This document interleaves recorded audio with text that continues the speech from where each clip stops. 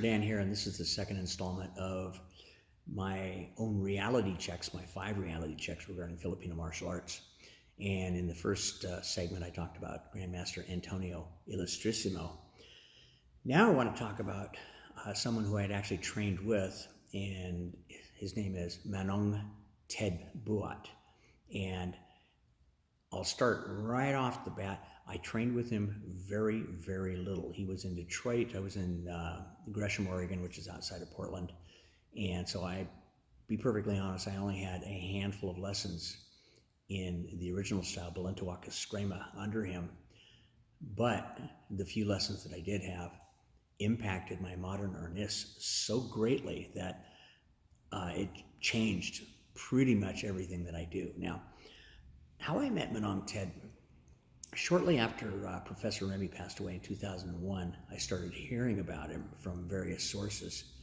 And, one of my good friends, Jay Spiro, was a private student of his. Now, here's the interesting thing. The differences between Professor Remy and Manong Ted were very, very yin-yang. Professor Remy was, quite outgoing, and Manong Ted, he was a quiet, reserved gentleman. Professor Remy traveled all over the place and taught thousands and thousands of students, and Manong Ted handpicked each one of his students. And so anyway, I asked Jay, is there a possibility where maybe I can get an audience with him or whatever?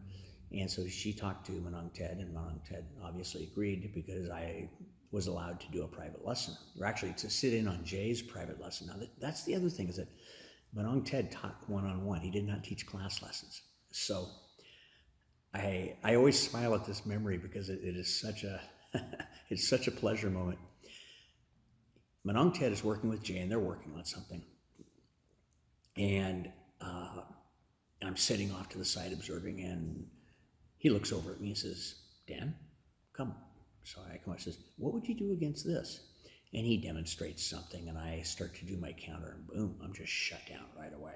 I mean, he countered it, and it was over with, and there you go. So okay, fine. Yeah, so I sat back down, and then he did it again, and again, Dan, what would you do against this? And so I do whatever I'm going to do, and whammo, just shut me down again. I mean, it was all very very pleasant, very nice. It wasn't any let's beat up Dan type of thing.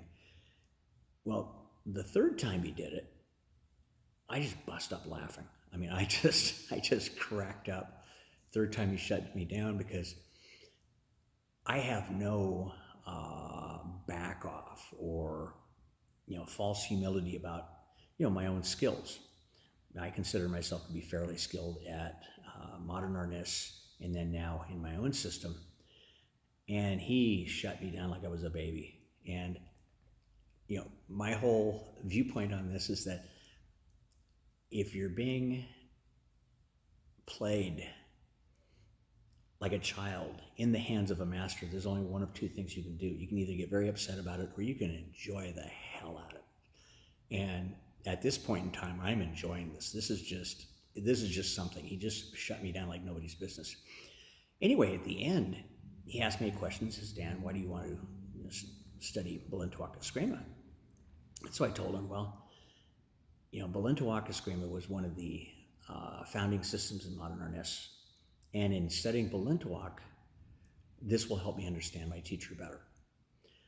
And obviously that was a good enough answer for him, and we started training together. Now, I will probably go over in a series of videos, what I had learned and how that impacted. But let me go over why Manong Ted was, is a reality check for me. He had two things that were just uncanny. Number one was precision timing, and the other one was precision positioning. And although he moved totally different than Antonio Illustrissimo, the simplicity, the directness, the precision, the no wasted movement again came to the surface. And so when I look at what I am doing, The other thing I look at is, okay, am I wasting any action? Am I doing any added inapplicable action? How can I how can I cut down the amount of what I'm doing so that it becomes even more and more efficient? And then the second thing is timing. I mean, in karate, I've always been huge on timing, and that was one of my main weapons.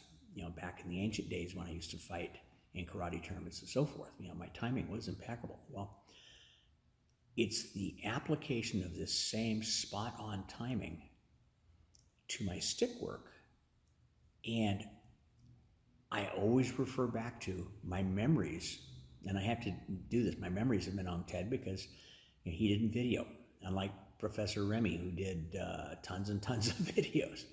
There's very little on videotape with Menong Ted. So I have to go by my memory of him working with me, how he was, in Professor Remy's words, no matter where you are, you're there already. And so this is where, when I take a look at timing, I take a look at positioning, this is my second reality check, Menong Ted Buot. And although I trained very little with him, just a handful of hours, man, oh man, oh man, did he ever positively impact my Filipino martial arts. So there you go. I'll be giving the next installment coming up soon. Super Dan, over and out.